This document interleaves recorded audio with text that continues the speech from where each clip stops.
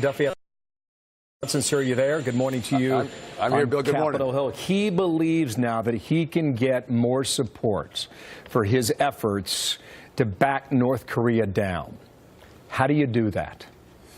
Well, listen, you engage the world, Bill, and that's what he's doing on this trip. And it's bringing, as you know, China and Russia, but also bringing in Asian allies to make sure we put more pressure on North Korea to stand down. And it comes through economic hardship in North Korea, where they actually start to comply. We will see what measure of success he can garner from that. Hey, Bill, what I think was great with his press conference, though, to say, you know what, if ISIS hits us, we are going to hit them 10 times harder. That is music to Americans' ears, that they go, you know what, we're not going to be the victim anymore.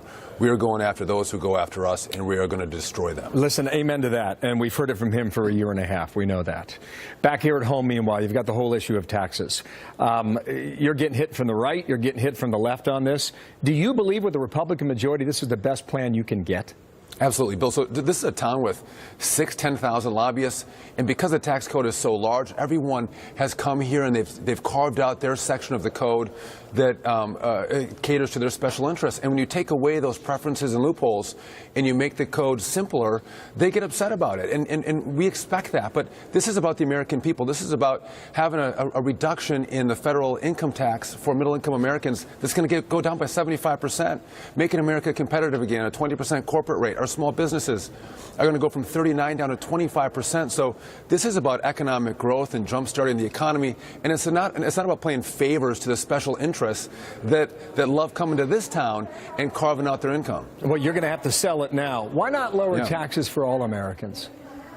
Listen, this is simple stuff. Democrats play economic warfare, and so they don't want to have any tax breaks for wealthy Americans, and we have abided by that request.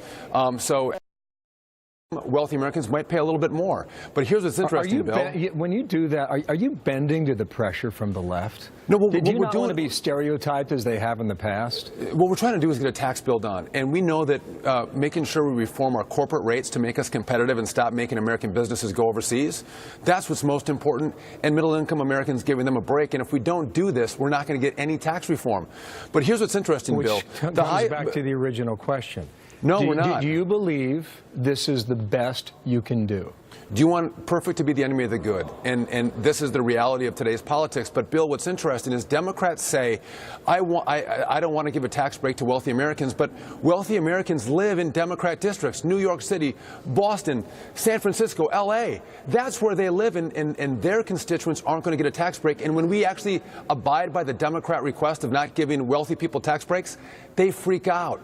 Democrats, even yesterday in our hearings, when we said, you know, listen, the mortgage interest deduction, you can write off up to $1 million of interest on a home. We reduce that to $500,000. Well, all of a sudden, Democrats are like, well, God, if someone has an $800,000 mortgage, they should be able to write that off. Well, middle-income Americans, Bill, in my district, no one has an $800,000 or even $500,000 house. Democrats love the talking point, but the policy is going to be painful for them because their constituents might pay a little more. Wall Street Journal writes today, House Republicans released their tax bill at long last Thursday, and we wish we could say it repeats the Reagan reform of 1986. It concludes it isn't close.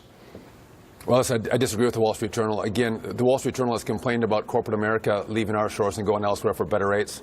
We get us to competition at 20%. But here's what's interesting, Bill. We're dealing with some, right across the way here is the Senate. They have some really funky rules by which we have to play in the House. And we are trying to fit tax reform into Senate rules. This is as good as you can get. Our guys, I thought, did a great job of getting as much as possible and still making a tax package that can pass the rules in the Senate. And as you reported... So then, in summation, it is as good as you can get. Listen, we're reducing tax rates for virtually all Americans except the wealthiest. A business in America is going to pay lower tax rates so they can reinvest more of their capital and expand their businesses and employ more of our families. This is great for America. And even some of the senators who complained, Bill, about this, if they want to have wholesale tax reform, I'm all with them, but they got to change their rules and help us actually expand what we can do in tax reform instead of fit it into stupid Senate rules. Well, you're going to have to take that up with them. Sean Duffy, thank you for your time. The Republican from Wisconsin there in the House. Thank you, Thanks, Bill. sir. Watching on Air Force One still, too, with the camera still trained there at Andrews.